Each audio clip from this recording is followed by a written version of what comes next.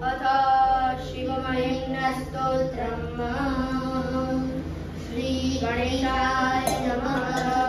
श्रीपुष्पदन्त उवाच। महिम्नः पारन्ते परमविदुषो यद्य सदृशी स्तुतिर्ब्रह्मादीनामपि तदवसन्नास्त्वयि गिरः। अथावाच्यः सर्वस्वमतिपरिणामावधिगुणन् ममाप्येष स्तोत्रे हरनिरपवादः परिकरः।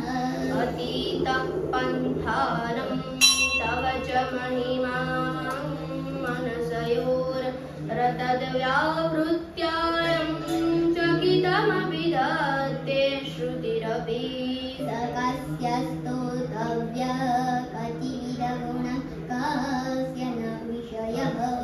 पदे सर्वाचीरे पतति न मनः कस्य न वचः।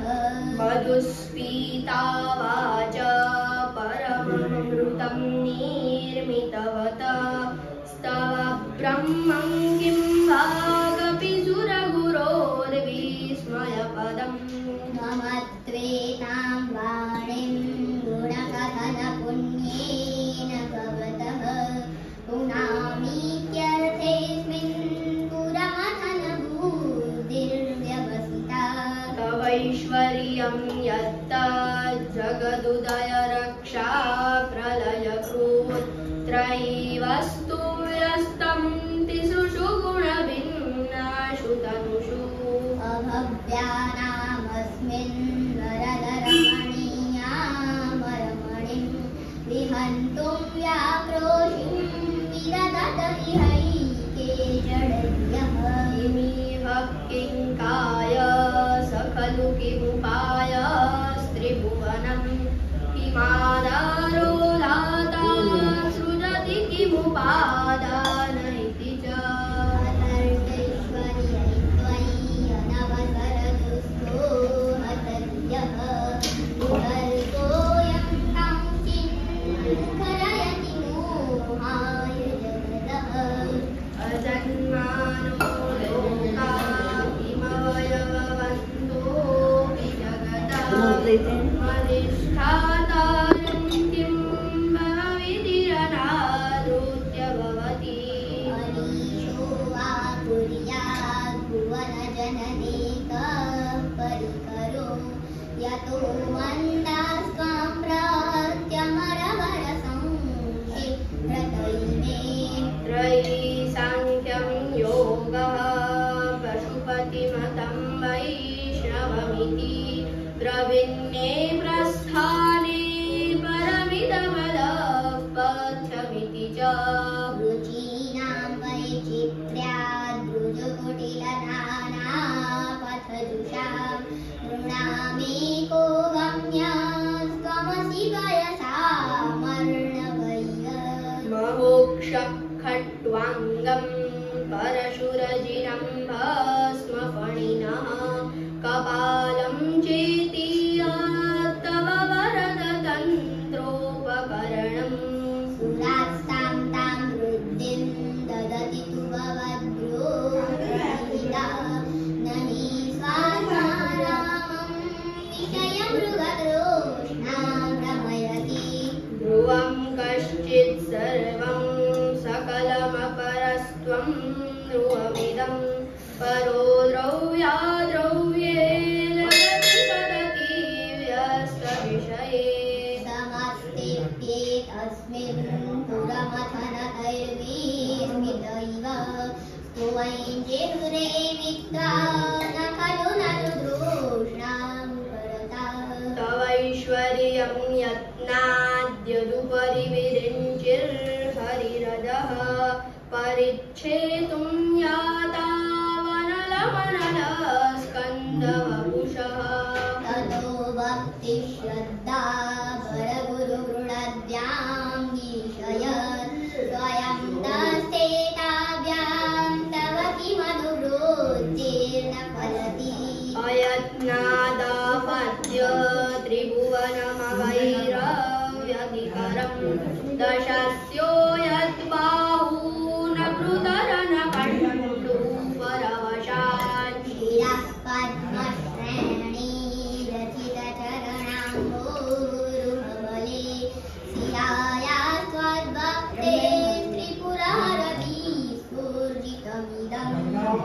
वीक्ष्य त्वत्सेवा समधिगतसारं भुजवनं बलात्कैलासेऽपि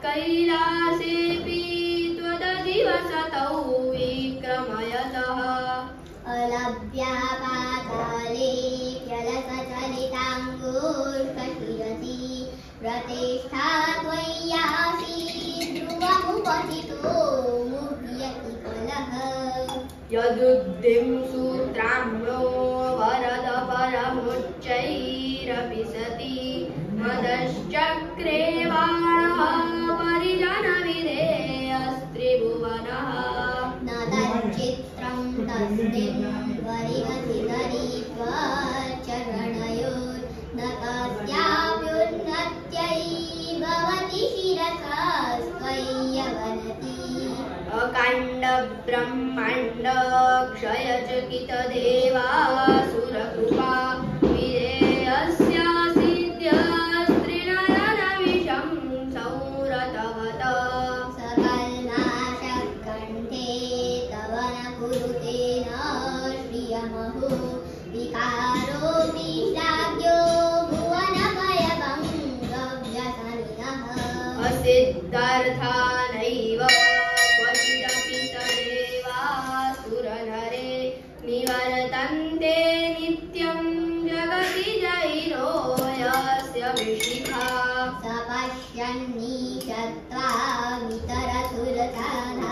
सपश्यन्निशत्वामितरसुरसाधारणमभूत् स्मरस्मर्तव्यात्मा न हि वशिषुपत्य परिभवः महीपादाघाताद्व्रजति सहसा संशयमदं पदं विष्णोर्ब्रह्म्याद्भुजपरिकरुग्णग्रहगणम्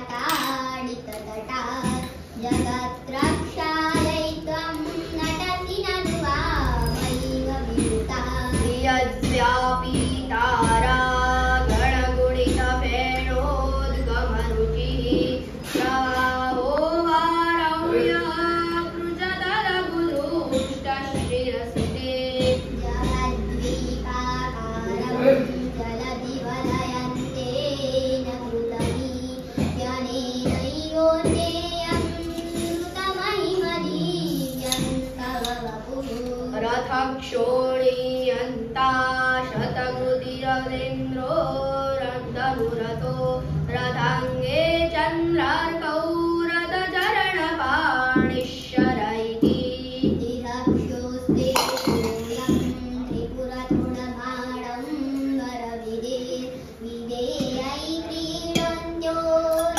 खलु परतन्त्राप्रयुज्यः हरिस्ते साहस्रं कमलबलिमादाय पदयोर्यदेकोनेतस्मिन् निजमुदाहरन्नेत्रकमलम् हरिस्ते कतो भक्त्युद्दीपः परिणतिमसौजा प्रवपुषा त्रयाणां रक्षायै त्रिपुरहरजागर्ति जगताम् रतौ सूक्ते जाग्रस्त्वमसि फलयोगे क्रतुमतां क्वकर्मा प्रध्वस्तं फलति पुरुषाराधनमृते अतस्त्वां सम्प्रेक्ष्य क्रतुषु फलदाना प्रतिभुवं कृतं श्रद्धां बद्ध्वा दृढपरिकरा कर्मसु जनः क्रियादक्षो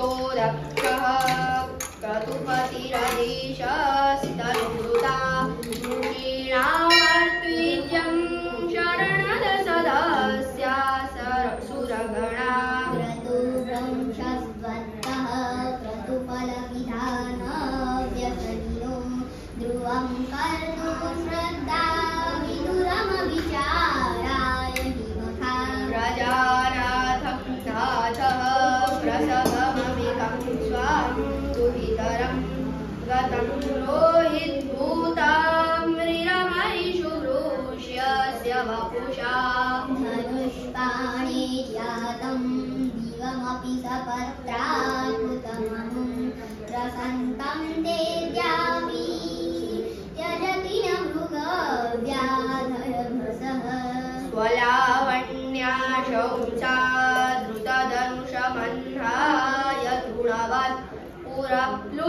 तं दृष्ट्वा पुरमदनपुष्पायुधमपि यदिस्त्रैणं द्वितीयमधिरतदेहार्दघटना दवैकी त्वामद्दा बतवरदमुग्धा युवतयः श्मशानेष्वक्रीडा स्मरहरपिशाचा सहचरा चिताभस्मालेपस्रगविनुकरोटी परिकर अमङ्गल्यं शीलं तव भवतु नामैवमखिलं तथापि स्मर्तॄणां वरद परमं मङ्गलमसि मनः प्रत्यक्चित्ते सविदमवदायात्तमरुतः प्ररुष्यद्रोमाणः प्रमदसलिलोत्सङ्गितदृशः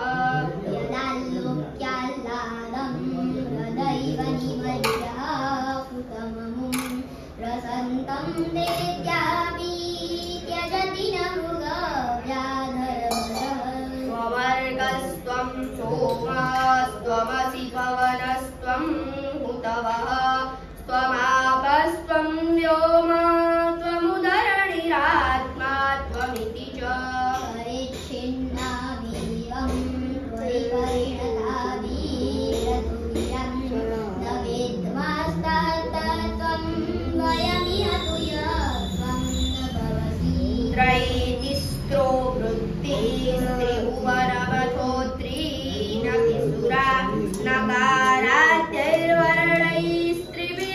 नकाराद्यैर्वर्णैस्त्रिभिरभिदधत्तेन विकृति प्रियं ते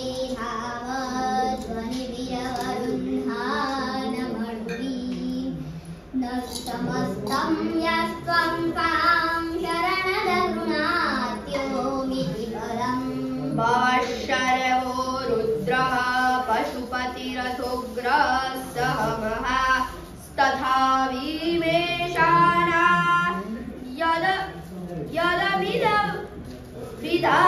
यदभिधानाष्टकमिदम् अमुष्मिन् प्रत्येकं प्रविचरति देव श्रुतिरपि प्रियायास्मै रामे प्रतिहितनमस्योऽस्मि भवते नमो नेदिष्ठाय प्रियदवदविष्ठाय च नमो नमः क्षोरिष्ठाय स्मरहरमहिष्ठाय च नमः नमो वर्षिष्ठाय त्रिनयनयधिष्ठाय च नमो नमः सर्वस्मै ते तदिदमिति सर्वाय च नमः बहलरजसे विश्वोत्पत्तौ भवाय नमो नमः प्रबलतमसे तत्संहारे हराय नमो नमः जनसुखकृते सत्तोद्रिक्तौ मृडाय नमो नमः ब्रह्मसि पदे निस्त्रैगुण्ये शिवाय नमो नमः वृषपरिणति चेत क्लेशवश्य क्वचेदं क्वच तव गुणस्सी मूलङ्गिनी शश्वदृष्टि इति चकितमवन्दे कृत्यमां भक्त्याधार वरदचरणयोस्ते वाक्यपुष्पोपहारम् हसितगिरिसमं स्यात् कज्जलं सिन्धुपात्रे सुरतरुवर्षाखा लेखनी पत्रमुर्वी लिखति यदि गृहीत्वा शारदा सर्वकालं तदपि तव गुणानामीशपारं न याति असुरसुरमुनीन्द्रैरर्चितस्येन्दुमौले ग्रथितगुणमहिम्नौ निर्गुणस्येश्वरस्य सकलगणवरिष्ठ पुष्पदन्ताभिधानो रुचिरमलदुरोति स्तोत्रमेतच्चकार हर हर नवैद्यैर्दुर्जटे स्तोत्रमेतत् पठति परमभक्त्या शुद्धचित्तः पुमान्य स भवति शिवलोके रुद्रतुल्यस्तथात्र प्रचुरतरधनायु पुत्रवान् कीर्तिमांश्च महेशान्नापरो देवो महिम्नो नापरस्तुतिः अघोरा नापरो मन्त्रो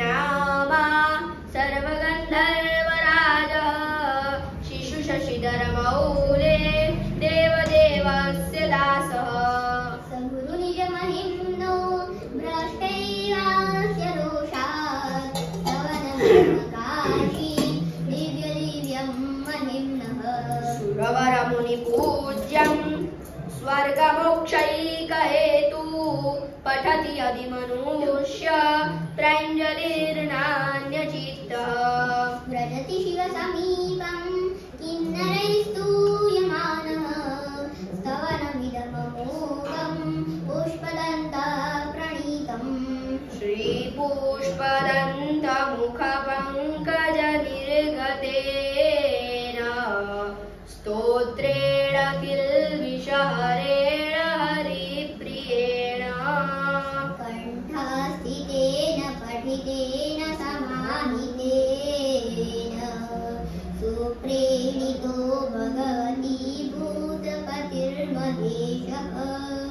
इत्येषां वाङ्मयी पूजा श्रीमच्छङ्करपादयोः अर्पिता तेन देवेश प्रियतां मे सदा शिवः तव तत्त्वं न जानामि कीदृशोऽसि महेश्वर यादृशोऽसि महादेव तादृशाय नमो नमः एककालं द्विकालं वा त्रिकालं यः पठेन्नर सर्वपापविनिर्मुक्तः शिवलोके महीयते यदक्षरपदभ्रष्टं मात्राहीनं च यद्भवेत् तत्सर्वं क्षम्यतां देव प्रसीद परमेश्वर समाप्तमिदं स्तोत्रं सर्वं गन्धर्वभाषितम् अनुपम्यं मनोहारी शिवमीश्वरवर्णनम् श्रीपुष्पदन्तविरचितं शिवमहिम्नस्तोत्रं समाप्तम्।